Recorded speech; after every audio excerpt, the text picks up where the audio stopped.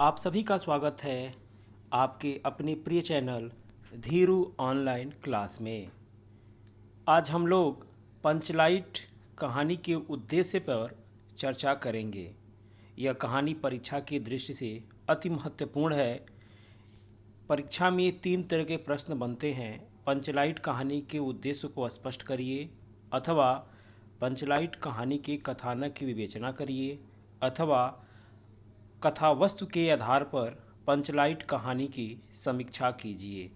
परीक्षा में 3 प्रश्न ही बनते हैं, वो तीनों प्रश्नों का आंसर यही होगा। तो आइए अब देखते हैं पंचलाइट कहानी का उद्देश्य। रेणु जी हिंदी जगत के सुप्रसिद्ध आंचलिक कथाकार हैं। अनेक जन आंदोलनों से वे निकट से जुड़े रहे। इस कारण ग्रामीण अंचलों से उनका निकट का परिचय है।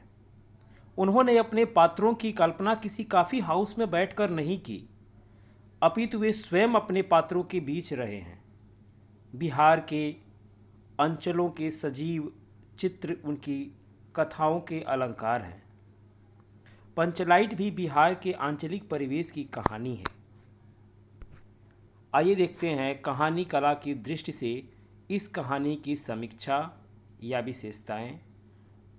किसी भी कहानी की समीक्षा जो है 3 बिंदुओं पर की जाती है: शीर्षक, कथानक और उद्देश्य।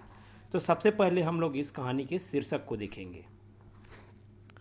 कहानी का शीर्षक पंचलाइट एक सार्थक और कलात्मक शीर्षक है। यह शीर्षक संक्षिप्त और उत्सुकतापूर्वक है। शीर्षक को पढ़कर भी पाठक कहानी को पढ़ने के लिए उत्सुक हो जाता है। पंचलाइट का अर्थ पेट्रोमैक्स अर्थात गैस की लालटेन। शीर्षक कथा का केंद्र बिंदु है। कथानक पर चर्चा कर लें। महतो टोली के सरपंच पेट्रोमैक्स खरीद लाए हैं, परंतु इसे जलाने की विधि वहाँ कोई नहीं जानता। दूसरे टोले वाले इस बात का मजाक बनाते हैं। महतो टोले का एक व्यक्ति पंचलाइट जलाना जानता है और वह है गोधन, किंतु वह जात से बहिष्कृत है। वह मुनरी नामक एक लड़की से प्रेम करता है। उसकी ओर प्रेम की दृष्टि से देखने के कारण पंच उसे बिरादरी से बहिष्कृत कर देते हैं। मुनरी इस बात की चर्चा करती है कि गोधन पंचलाइट जलाना जानता है। इस समय जाति की प्रतिष्ठा का प्रश्न है, अतः गोधन को पंचायत में बुलाया जाता है।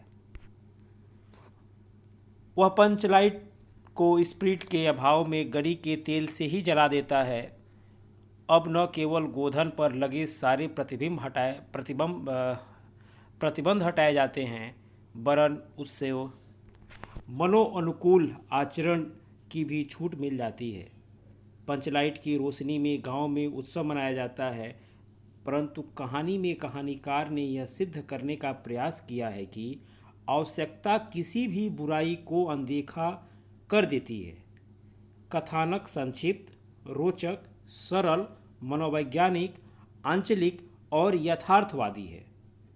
कौतूहल और गतिशीलता के अलावा इसमें मुनरी तथा गोधन का प्रेम प्रसंग बड़े स्वाभाविक ढंग से प्रस्तुत किया गया है। आइए अब इस कहानी के उद्देश्य पे हम देखते हैं, चर्चा करते हैं। इस कहानी के द्वारा रेणु जी अप्रत्यक्ष रूप से ग्राम सुधार की कोशिश की है। उन्होंने ग्रामीण अंचल का वास्तविक चित्र खींचा है। गोधन के द्वारा पेट्रोमैक्स जलाने पर उसकी सभी गलतियां माफ़ कर दी जाती हैं तथा उसे मनोअनुकूल आचरण की छूट भी मिल जाती है, जिससे स्पष्ट है कि आवश्यकता बड़े से बड़े रूढ़िगत संस्कार और परंपरा को जो है तोड़ सकता है। इस प्रकार पंचलाइट जलाने की समस्या और उसके समाधान के माध्यम से कहानीकार रेणु जी ग्रामीण मनोविज्ञान का सजीव चित्रण उपस्थित कर दिया है। ग्रामवासी जाति के आधार पर किस प्रकार टोलियों में विभक्त हो जाते हैं और आपस में ईर्ष्या द्वेष युक्त भाव से भरे रहते हैं, इसका बड़ा ही सजीव चित्रण इस कहानी में हुआ है। रेणु जी ने यह भी दर्शाया है कि भौतिक विकास के इस आधुनिक युग में भी भारतीय गांव और कुछ जातियां कितनी अधिक पिछड़ी हुई हैं। कहानी के माध्यम से रेणु जी ने अप्रत्यक्ष रूप से ग्राम सुधार की प्रेरणा दी है।